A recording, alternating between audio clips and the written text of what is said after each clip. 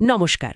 আজকের আলোচনা পশ্চিমবঙ্গের মুখ্যমন্ত্রী মমতা বন্দ্যোপাধ্যায়কে নিয়ে, মানে তার রাজনৈতিক জীবন। শুধু রাজ্যের প্রথম মহিলা মুখ্যমন্ত্রী নন, তার চেয়েও বেশি একজন প্রভাবশালী জননেত্রী হিসাবে তার যে যাত্রা। সাধারণ মানুষ তো ভালোবেসে দিদি বলেন। আসুন আজ বরং সেই ছাত্র রাজনীতি থেকে শুরু করে একেবারে রাজ্যের শীর্ষ পদে পৌঁছনোর যে দীর্ঘ পথ, সেটা একটু বোঝার চেষ্টা করি। হ্যাঁ, ঠিকই বলেছেন। ওর জন্ম তো কলকাতা শহরে ১৯৫৫ সালের ৫ই জানুয়ারি, সাধারণ এক পরিবারে। বাবা প্রমীলেশ্বর বন্দ্যোপাধ্যায়, মা গায়ত্রী দেবী। বাবা স্বাধীনতা সংগ্রামী ছিলেন, কিন্তু খুব অল্প বয়সে, মানে ধরুন বছর ১৭ বয়সে উনি বাবাকে হারান। ও আচ্ছা। আর পড়াশোনা, সেটা নিয়েও তো বেশ চর্চা হয়। হ্যাঁ, পড়াশোনার দিকটাও বেশ বিস্তৃত। ইতিহাসে স্নাতক তো বটেই, যোগমায়া দেবী কলেজ থেকে। তারপর ইসলামিক ইতিহাসে স্নাতকোত্তর কলকাতা বিশ্ববিদ্যালয় থেকে। এখানেই শেষ নয়, শ্রী শিক্ষায়তন কলেজ থেকে এডুকেশন আর যোগেশচন্দ্র চৌধুরী ল কলেজ থেকে আইনেও ডিগ্রি আছে। পরে সাম্মানিক ডক্টরেটও পেয়েছেন। এতগুলো ডিগ্রি, কিন্তু মানুষ তাকে চেনে ওই একেবারে সাধারণ জীবনযাপন আর সাদা সুতির শাড়ির জন্য, তাই না?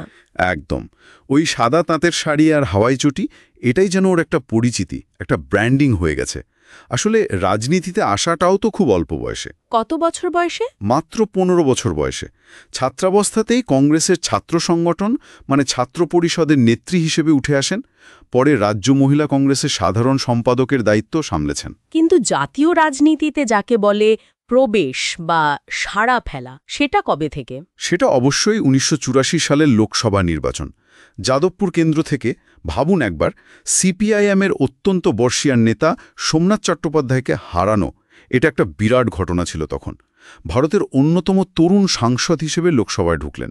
এটা ছিল একটা বড় চমক। হ্যাঁ, ওই যাদবপুরের জয়টা তোলপাড় ফেলে দিয়েছিল। তারপর তো তিনি বহুবার সাংসদ হয়েছেন, কলকাতা দক্ষিণ থেকে মূলত। কেন্দ্রীয় মন্ত্রীও তো ছিলেন। হ্যাঁ, একাধিকবার, এবং খুব গুরুত্বপূর্ণ দায়িত্বে। উনি ভারতের প্রথম মহিলা রেলমন্ত্রী, দুবার এই দায়িত্ব সামলেছেন। এছাড়াও কয়লা, মানব সম্পদ উন্নয়ন, ক্রীড়া ও যুবকল্যাণ, নারী ও শিশু বিকাশের মতো গুরুত্বপূর্ণ মন্ত্রকের দায়িত্বে ছিলেন কেন্দ্রে। মানে প্রশাসনিক অভিজ্ঞতাটা বেশ পোক্ত। কিন্তু এত বছর কংগ্রেসে থাকার পর হঠাৎ দল ছাড়লেন কেন? মানে নতুন দল গড়া, এটা তো একটা বিরাট পদক্ষেপ ছিল। নিঃসন্দেহে বিরাট পদক্ষেপ। 1998-এ উনি কংগ্রেস ছেড়ে সর্বভারতীয় তৃণমূল কংগ্রেস তৈরি করেন। মূলত কংগ্রেসের অভ্যন্তরীণ কিছু মতপার্থক্যের জেরেই এই সিদ্ধান্ত। আর এই দলটাই খুব দ্রুত পশ্চিমবঙ্গের প্রধান বিরোধী শক্তি হিসেবে উঠে আসে এবং শেষ পর্যন্ত ৩৪ বছরের বামফ্রন্ট শাসনের অবসান ঘটায়। এটা পশ্চিমবঙ্গের রাজনীতিতে একটা যুগান্তকারী মোড়। আর সেই পরিবর্তনের পথে আমার মনে হয় সিঙ্গুর আর নন্দীগ্রাম আন্দোলন একটা বিরাট ভূমিকা নিয়েছিল, তাই তো? একেবারে। সিঙ্গুরে টাটাদের ন্যানো কারখানা আর নন্দীগ্রামে কেমিক্যাল হাবের জন্য জমি অধিগ্রহণ, এই দুটোর বিরুদ্ধে ওর যে আপোষহীন লড়াই, সেটা তাকে বিপুল জনসমর্থন এনে দেয়। বিশেষ করে কৃষকদের অধিকার রক্ষার দাবিতে ওর সেই ২৬ দিনের অনশন, মানুষ সেটা মনে রেখেছে। এই আন্দোলনগুলোই ওকে একেবারে স্ট্রিট ফাইটার নেত্রী হিসেবে প্রতিষ্ঠা দেয়। আর এই গণ আন্দোলনের ঢেউয়ে ভর করেই কি ২০১১-র সেই ঐতিহাসিক জয়? হ্যাঁ, মূলত তাই। ২০১১ সালে বিপুল সংখ্যাগরিষ্ঠতা নিয়ে তৃণমূল কংগ্রেস ক্ষমতায় আসে, আর মমতা বন্দ্যোপাধ্যায় হন পশ্চিমবঙ্গের প্রথম মহিলা মুখ্যমন্ত্রী। এরপর ২০১৬ এবং ২০২১ সালেও তার নেতৃত্বে দল জিতেছে। ওর সরকারের বেশ কিছু জনকল্যাণমূলক প্রকল্প, যেমন কন্যাশ্রী, লক্ষ্মীর ভাণ্ডার, স্টুডেন্টস ক্রেডিট কার্ড, এগুলো খুব জনপ্রিয় হয়েছে। কন্যাশ্রী তো আন্তর্জাতিক স্বীকৃতিও পেয়েছে। ওর নেতৃত্ব দেওয়ার স্টাইলটা কেমন? অনেকে বলেন খুব পপুলিস্ট, আবার কেউ বলেন খুব হ্যান্ডস অন।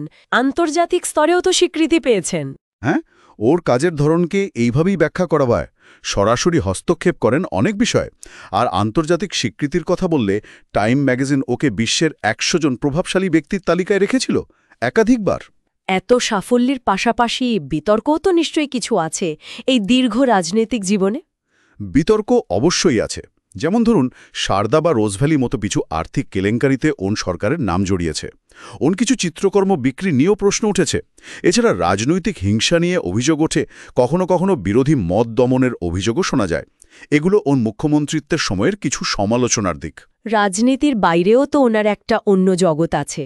ছবি আঁকেন, লেখেন। হ্যাঁ, এটা অনেকেই জানেন না হয়তো। উনি একজন স্বশিক্ষিত চিত্রশিল্পী, কবি এবং লেখক। বেশ কয়েকটি বইও প্রকাশিত হয়েছে আর ওর আঁকা ছবি বিভিন্ন সময় প্রদর্শনীতে বিক্রি হয়েছে এবং সেই অর্থ উনি দাতব্য বা দলীয় কাজেই ব্যবহার করেছেন বলে জানা যায়। সব মিলিয়ে দেখলে ছাত্র রাজনীতি থেকে শুরু করে জাতীয় স্তরের নেত্রী, 3 বারের মুখ্যমন্ত্রী, সাফল্য, বিতর্ক, লড়াই সব মিলিয়ে একটা সত্যি বর্ণময় জীবন। বটেই, অনেক উত্থান-পতন, অনেক চ্যালেঞ্জ, কিন্তু ওর রাজনৈতিক দৃঢ়তা আর সাধারণ মানুষের মধ্যে যে একটা কানেক্ট, একটা আবেদন, সেটা অস্বীকার করা যায় না। তাহলে শেষ প্রশ্নটা এটাই থেকে যায়, পশ্চিমবঙ্গের রাজনীতিতে বা হয়তো বৃহত্তর ভারতীয় প্রেক্ষাপটে মমতা বন্দ্যোপাধ্যায় ঠিক কোন উত্তরাধিকার, কোন লেগেসি রেখে যাবেন? এই প্রশ্নটা না হয় আমাদের শ্রোতাদের ভাবার জন্যেই তোলা থাক।